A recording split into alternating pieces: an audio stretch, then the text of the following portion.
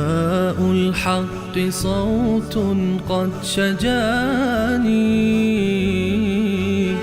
وبلغني الحقيقة والأماني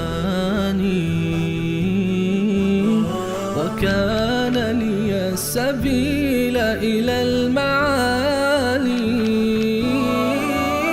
ونورا للهداية والبيان.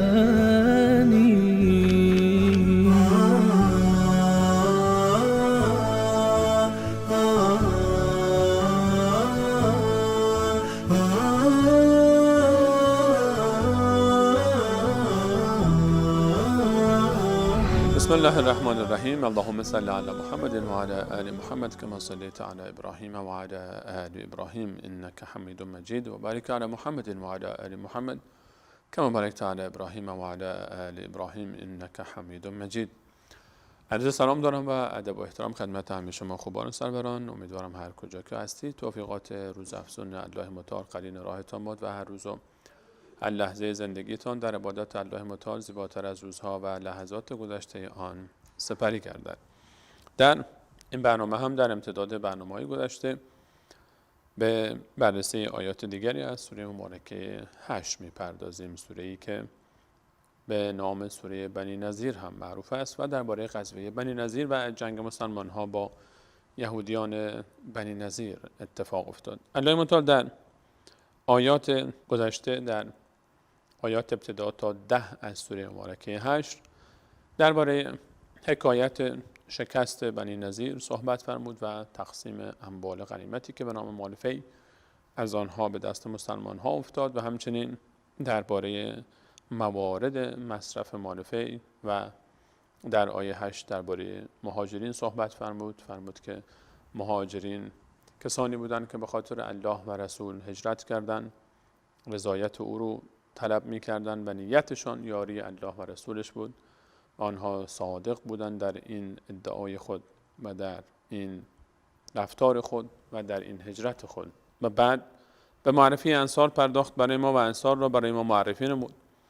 انصار رو رسول الله صلی الله علیه و سلم وقتی که در مدینه منوره رفتند اونها رو پیمان برادری بست با مهاجرین و الله متعال اونها رو تأکید کرد و فرمود که اونها کسانی را که پیش اونها رفته بودند دوست داشتند و اونها رو بر خود ترجیح میدادند و الله متعال فرمود اینها رستگار شدند. و در ادامه فرمود کسانی که بعد از مهاجرین و انصار می آیند از امت اسلامی کسانی هستند که میگویند خداوندا بارالله ما را ببخش و کسانی که از برادران ما در ایمان بر ما سبقت گرفتند و در دل ما نسبت به برادران ما کینه و بغضی قرار نده که تو بخشنده و مهربانی.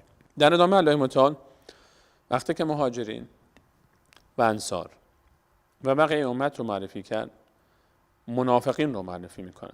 منافقینی که به یهودیان بنی نضیر وعده داده بودند که ما پشت سر شما هستیم و از شما حمایت میکنیم و شما رو ترک نمی کنیم و شما رو رها نمی کنیم، شما هم محکم بایستید و میدان رو خالی نکنید. اما وقتی که یهودیان محاصره شدند و قلعه های اونها محاصره شد و همچنین نخلستان های آنها با آتش کشید، چند روزی محاصره ادامه پیدا کرد و منافقین ترسیدند و هیچ کاری نکردند و یهودیان هم تسلیم شدند. الله متعال در آیه 11 به بیان منافقین میپردازد. بعد از ذکر اوصاف صحابه حقیقی رسول علیه الصلاه و السلام، مهاجرین و انصار و پیروان واقعی مهاجرین و انصار، مسلمانان حقیقی، در آیه بعد چهره منافقین رو برای ما در آیه 11 معرفی می‌فرماید. الله متعال می‌فرماید اعوذ بالله من الشیطان الرجیم الم تر الی الذین نافقوا، آیا ندیدی و نگاه نینداختی به سوی کسانی که منافق شدند، یقولون، میگویند و گفتند، لاخوانهم الذین کفروا من اهل الكتاب، اینها به برادرانشون از اهل کتاب میگویند. اینها الله تعالی اینها رو برادر اونها خواند. منافق برادر کافر است. الله متعال میفهمد و برادران کافر خودشون از اهل کتاب گفتند لئن اخرجتم لنخرجن معکم، اگر نترسید، ما با شما هستیم. اگر شما رو از اینجا بیرون بکنن لنخرجن معکم، با 3 تا تاکید، لام تاکید در ابتدا و یک نون تاکید ثقیله که 2 تا تاکید میشه در انتها. لنخرجن، قطعا، حتما و یقینا ما هم با شما میایم بیرون، ما هم خارج میشیم، اینجا نمی نشینیم، ما شما رو تنها نمیگذاریم، ما با شما خارج میشیم و شما رو نصرت یاری میکنیم. لنخرجن معکم، حتما با شما خارج میشیم. ولا نطیع فیکم احدا ابدا، درباره شما از هیچ کسی اطاعت نمی کنیم. هرگز امکان نداره که ما درباره شما با مسلمان ها همراه بشیم و اگر خواسته باشن بر علیه شما جنگی بکنن، خواسته باشن بر علیه شما حکمی رو صادر بکنن، ما با اونها نخواهیم بود، ما با شما هستیم. ولا نطیع فیکم احدا ابدا، هرگز این کارو نمی کنیم. و این قتلتم لننصرنکم، و اگر جنگی بشه با شما و به شما حمله بشه و به شما حمله بکنن، ما شما رو یاری میکنیم. اگه مورد جنگ قرار گرفتید و مورد حمله قرار گرفتید، لننصرنکم، قطعا، حتما، یقینا، به والله ما این کارو میکنیم. والله یشهد انهم لکاذبون، اونها قسم میخورن که ما این کارو میکنیم، والله متعال میفرماید الله شاهد است. انهم لکاذبون، اینها دروغ میگویند. دروغ میگفتن همون موقع هم. اینها منافقین جرأت همراهی با اونها رو هم ندارن. منافق انقدر ترسو و بزدل هست، بعض مسلمان ها میترسه که هرگز جرأت نمیکنه که با اینها همراه بشه. والله یشهد انهم لکاذبون، الله شهادت میدهد که اینها دروغ میگویند. لئن اخرجوا، اگر اونها اخراج بشن، یهودیان با اون دشمنان، لا یخرجون معهم، اینها با اونها بیرون نمیشن، اخراج نمیشن، خارج نمیشن با اونها. ولئن قوتلوا لا ینصرونهم، اگر جنگ هم صورت بگیره اونها رو یاری نمیکنن. این یاری نکردن اینها و این خارج نشدن اونها به این خاطر نیست که اونها رو دوست ندارن، زورشون نمیرسه. ولئن نصروهم، و اگر هم اونها رو نصرت بکنن، لیولن الادبار، در این جنگ که یک طرفش مسلمان ها هستن و یک طرف دشمنان مسلمان ها و منافقین میرن با دشمنان مسلمان ها همراه میشن، میترسن، فرار میکنن، میدان روی منافقین خالی میکنن. ثم لا ینصرون، اون موقع که دیگه وقتی که دشمنان رو هم نتونستن یاری بکنن و فرار کردن، اون موقع دیگه کیه که اینها رو یاری بکنه؟ ثم لا ینصرون، اون موقع میدونن که دیگه هیچ نصرتی نخواهند شد. این بزدلان میدونن که اگر برن از این کافران حمایت بکنن، نمیتونن، جرأتش رو ندارن، فرار میکنن و وقتی که فرار کردن کافرها که شکست میخورن، مسلمان ها میمانند و این منافقین، اون موقع چیکار باید بکنن؟ که اونها رو نجات میده دست مسلمان ها. اینها شدیداً از مسلمان ها میترسن. منافق وقتی از کافر تعریف میکنه، منافق وقتی که طرف کافر رو میگیره و از او حمایت میکنه و تشویق میکنه اونها رو، به خاطر ترسش از مسلمان هاست، به خاطر اون خوفیه که در دل از مسلمان ها داره. بین خاطره لأنتم اشد رهبة فی صدورهم من الله، شما شدت ترس اینها از شما بیشتر از ترس اینها از الله متعال است. انقدری که اینها از شما ای مسلمان ها میترسن، از الله متعال نمیترسن. منافقین انقدری که از مسلمان ها میترسن، الله متعال میفهمند از الله نمیترسن. لأنتم اشد رهبة فی صدورهم من الله، اینها ترسشون از شما خیلی بیشتر از ترس اینها از الله متعال است. ذلک بأنهم قوم لا یفقهون، چرا باید ترس اینها از شما بیشتر از ترسشون از الله متعال باشه؟ چون اینها قوم نافهمی هستند، قوم نادانی هستند. لا یفقهون، درک نمیکنن، بی شعورن. اینها اگه شعور می داشتن اینها نباید منافق می بودن. اینها چرا باید بیشتر بترسن از شما؟ اینها باید از خدای شما بترسن، از الله بترسن که خالق و مالک اونهاست، از عاقبت خود بترسن، از دوزخی که پیش روی اونهاست بترسن، از بعد از مرگ خود بترسن، از الله بترسن، ادعای دروغ ایمان نکنن، واقعا ایمان بیاورن. چرا از شما باید بترسن؟ اینها ترسشون از شما بیشتر از ترس اینها از الله متعال است، چون اینها انسان‌های بیشعوری هستند، اینها انسان‌های نفهمی هستند، اینها به الله تعالی اعتقاد ندارن، باور ندارن. اینها اگه به الله تعالی اعتقاد می‌داشتن، باور می‌داشتن، الله رو آن گونه‌ای که شایسته است می‌شناختن و ایمان می‌آوردن، نباید انقدر از شما می‌ترسیدن. وقتی ایمان داشتن به الله متعال دیگه چرا از کسی دیگری بترسن؟ چرا از شما بترسن؟ لأنتم أشد رهبة في صدورهم من الله ذلك بأنهم قوم لا يفقهون لا يقاتلونكم جميعا إلا في قرى محصنة. این منافقین با اون همراهانشون، اون حامیانشون از اهل کتاب، اون کفار، یهودیان، مسیحیان، همه اینها چون از شما شدیداً میترسن، نمیتونن با شما بجنگن به این راحتی. لا یقاتلونکم، اگر بجنگن هم نمی جنگن با شما جمیعاً دست جمعی، الا در یک حالت احتمال داره که اینا با شما به جنگ حاضر بشن، همشون با هم دست جمعی، الا فی قرى محصنه، مگر در آبادی هایی که دور بر اونها قلعه های محکمی، دژهای محکمی گرفته، داخل قلعه های محکم، داخل شهرک های محافظت شده، برن پنهان بشن، از اونجا دیگه شروع بکنن به زدن شما، داخل دژهای مستحکم پنهان بشن. اینا غیرت این رو ندارن که بیان در میدان با شما بجنگن. باید کلاهخود بگذارن، باید زره بپوشن، باید ضد گلوله بپوشن، سلاح‌های آنچنانی دستشون باشه. این هم خودش یک دژ است. پشت دیوارها، پشت سپرها، پشت تانک‌هاشون مخفی میشن. اینها جرأت جنگیدن با شما رو ندارن. حتی دست جمعی با هم لا یقاتلونکم جمیعا الا فی قرى محصنة او من وراء جدر، یا اینکه پشت دیوارهای بلند و محکم، دیوارهای امنیتی، دیوارهای بتونی، دیوارهایی که با سیم‌های خاردار محاطه شده، دیوارهایی که پر از دوربین‌ها هستن، از پشت اون دیوارها موشکی پرتاب بکنن به سمت شما. اینها بزدلن، کافر بزدل است. سنلقی فی قلوب الذین کفروا الرعب بما اشرکوا بالله ما لم ينزل به سلطانا. الله متعال میفهمد در دل مشرک و کافر من ترس انداختم به خاطر آن شرکی که به الله متعال انجام میداد. کافر مشرک بزدل است، میترسه اون شجاعت و شهامتی رو که مؤمن در میدان جهاد داره، در میدان جنگ داره و عاشق شهادته و آماده کشته شدنه و آماده فدا شدن. هرگز کافر نداره. به چه امیدی کشته بشه؟ چرا کشته بشه؟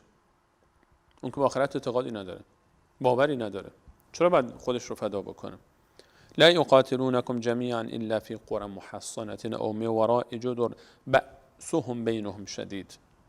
اینها اختلاف زیاده هم با هم دارن، با هم دیگه اختلاف دارن. تحسبهم جمیعا و قلوبهم شتی.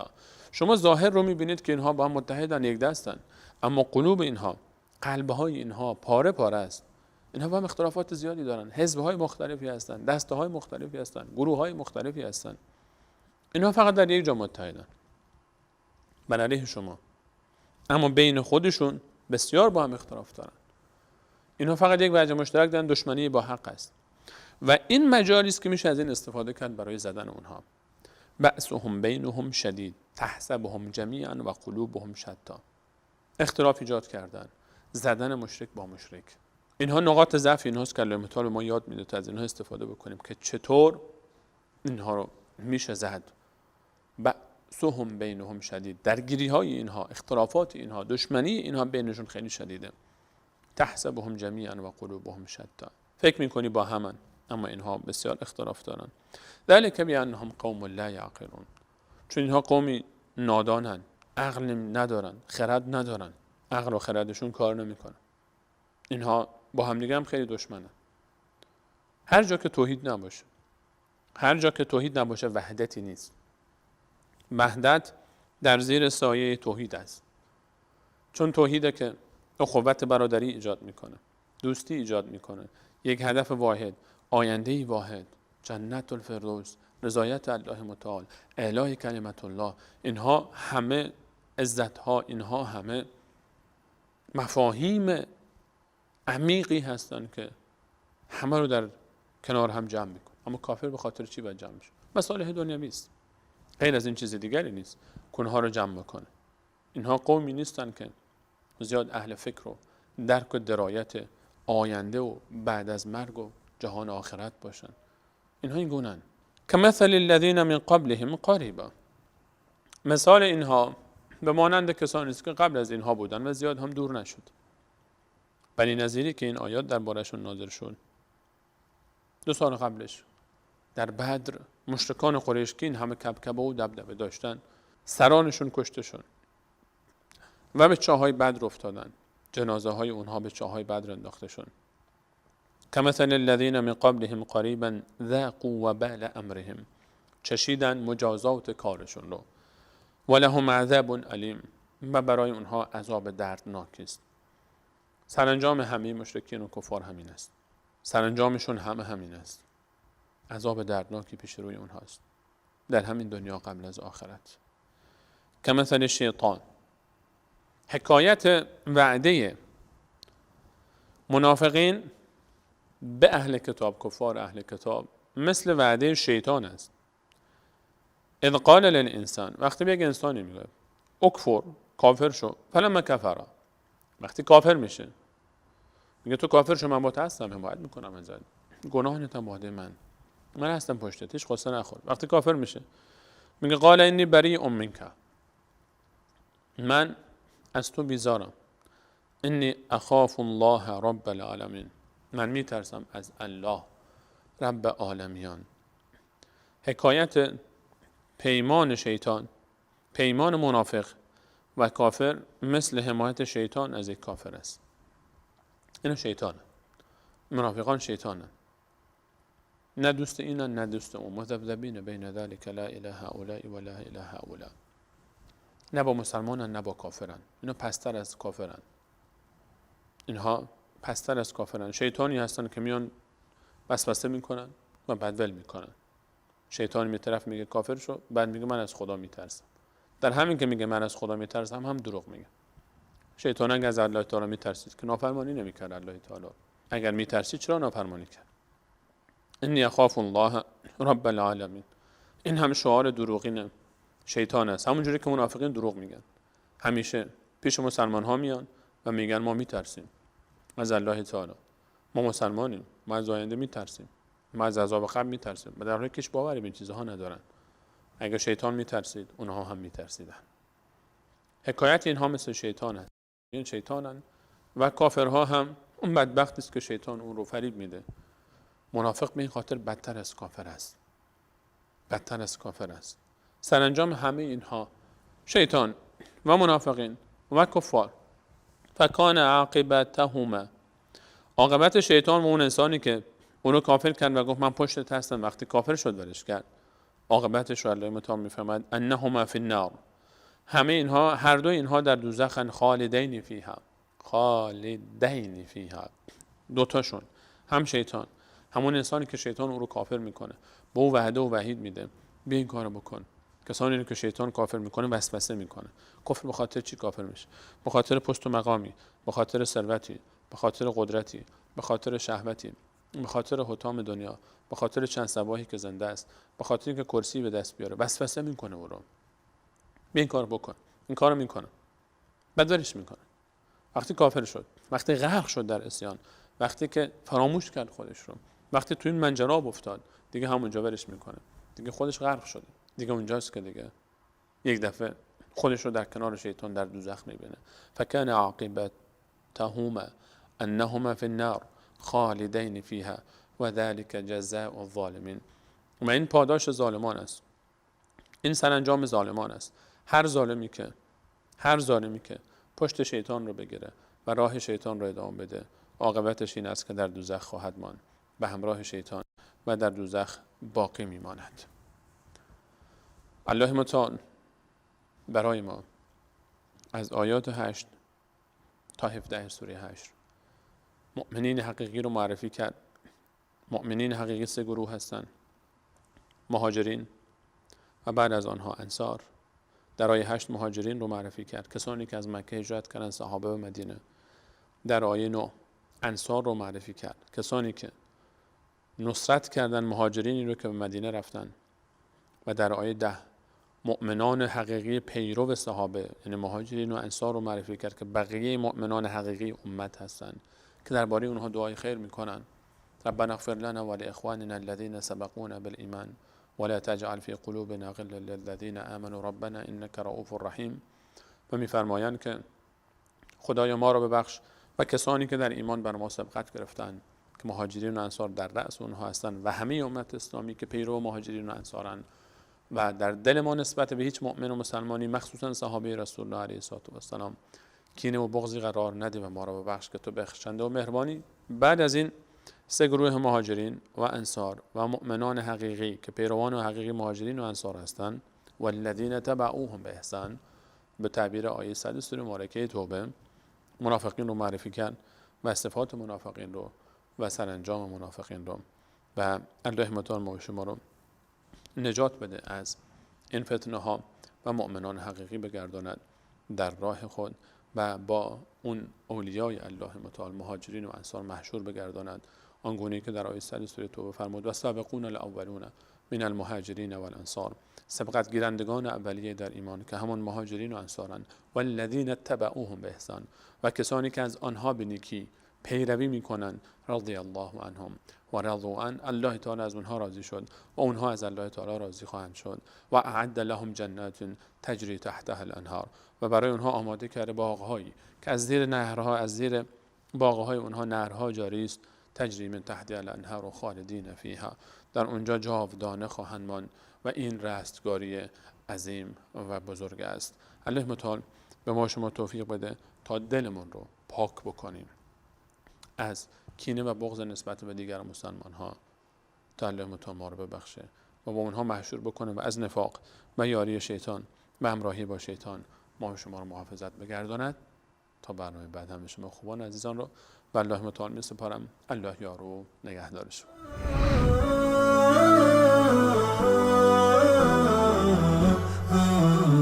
نداء الحق صوت قد شجاني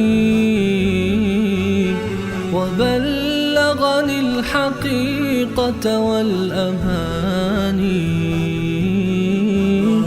وكان لي السبيل إلى المعاني